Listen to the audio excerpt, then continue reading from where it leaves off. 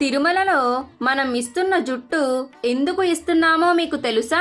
మొట్టమొదటిగా వెంకటేశ్వర స్వామి ఒక చీమల పుట్టలో ఉండేటప్పుడు బ్రహ్మదేవుడు ఒక ఆవు రూపంలో మారి ప్రతిరోజు చీమల పుట్ట దగ్గరకు వచ్చి పుట్టలో పాలు ఇచ్చేవాడు. అది గమనించిన ఆవుల కాపరి ఆ ఆవు మీదకి తన గొడ్డల్ని విసిరేస్తాడు. అప్పుడు వెంకటేశ్వర స్వామి ఆ ఆవుకి అడ్డంగా నిలబడతాడు. దానితో ఆ గొడ్డలి వెంకటేశ్వర స్వామి తలకి తగిలి రక్తం వచ్చేలా దెబ్బ తగులుతుంది. కొన్నాళ్లకి ఆ దెబ్బ అయితే తగ్గిపోతుంది, కానీ అక్కడ వెంట్రుకలు మాత్రం రావు. ఒకసారి వెంకటేశ్వర స్వామి కొండ మీద పడుకుని ఉండగా ఆకాశ మార్గంలో వెళ్తున్న నీలాదేవి అనే ఒక గంధర్వ కన్య వెంకటేశ్వర స్వామిని చూసి కిందకు వస్తుంది.